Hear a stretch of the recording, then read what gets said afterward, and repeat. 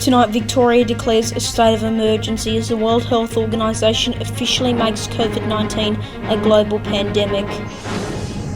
Breaking news, new travel bans in place, all non-Australians not allowed to enter the country. Our reporter is live in Sydney with the latest details. And horror in Hawthorn, 2 fatally stabbed, the attacker shot dead by police as a knife rampage unfolds across inner Melbourne. 6 News starts now.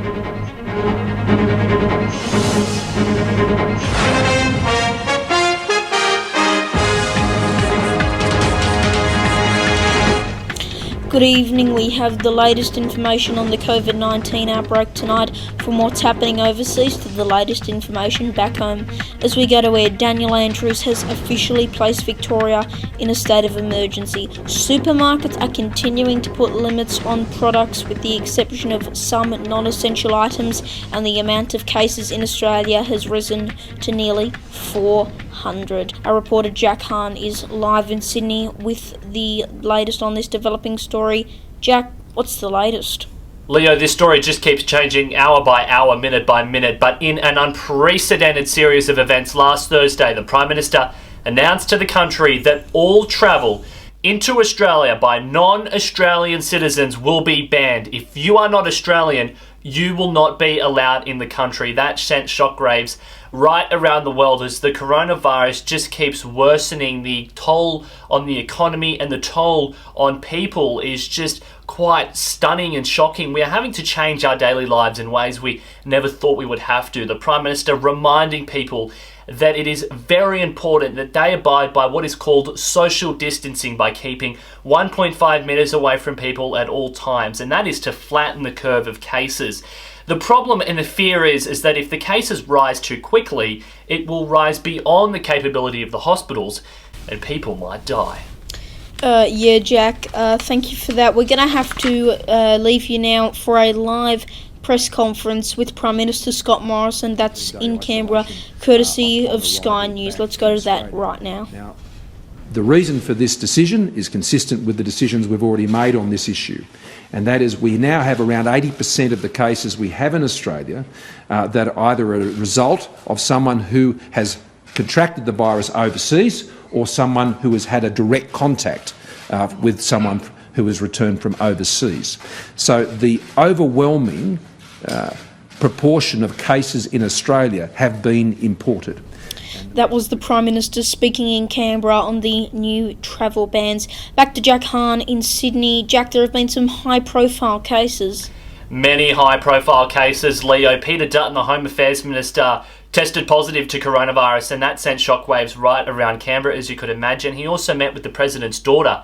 Tom Hanks and Rita Wilson also testing positive, which really frightened many people in the Sydney's media landscape because David Campbell and Belinda Russell, they interviewed Rita Wilson, they tested negative. But Nine's entertainment editor Richard Wilkins tested positive for the coronavirus. He is right now in self-isolation, forcing many people to go into self-isolation. Alan Jones, Ray Hadley and Kyle and Jack Yo, just to name a few of the people going into self-isolation because of these high-profile cases.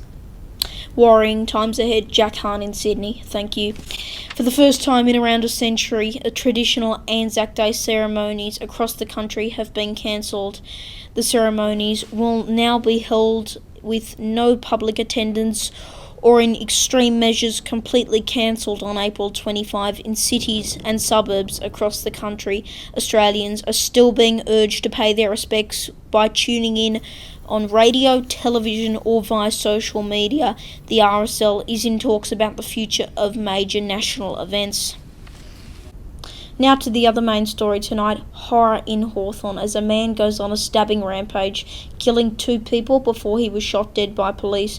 Residents describing scenes of terror as the normally quiet suburban street became the scene of unthinkable violence. The attack began when 2 PSOs were attacked at Jollymont station, one of them slashed in the face. The attacker ran to the Richmond train station before entering a train and travelling to the Hawthorn station.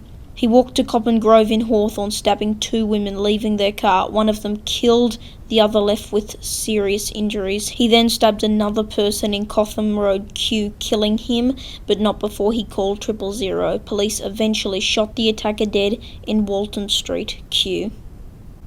Authorities have praised the actions of a dying man who called 000 as he lay on the ground in Kew.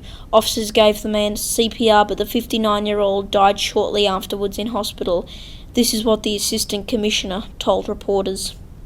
Very traumatic for everyone involved. This is a terrible event that will have impacts on the community. We know that. There is nothing at this stage to suggest that any of the people involved, be it the deceased or injured people or the offender, are known to each other, and there's nothing to indicate at this early stage that this is anything other than a random act of senseless violence. To some local headlines now. Fears of a sinkhole were the main concerns for residents in inner Melbourne after major flooding occurred due to a burst water main. The burst occurred directly underneath a car, damaging that car and several others. The road was blocked for at least around 4 hours with the cause of the burst water main still under investigation. A breakdown in Richmond caused some very major delays for commuters trying to get home on Route 48 and 75 tram lines.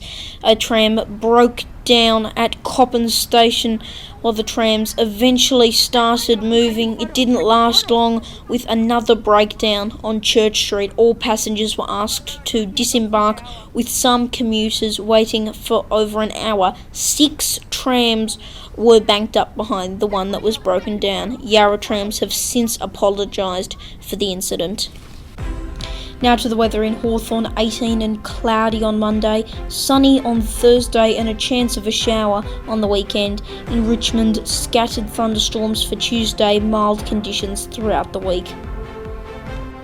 And that is 6 News for this Sunday evening. You can find all our top stories using the hashtag 6NewsAU, or you can follow us on our Instagram page at 6 News Australia. I'm Leonardo Puglisi. Thanks for your company. Good night.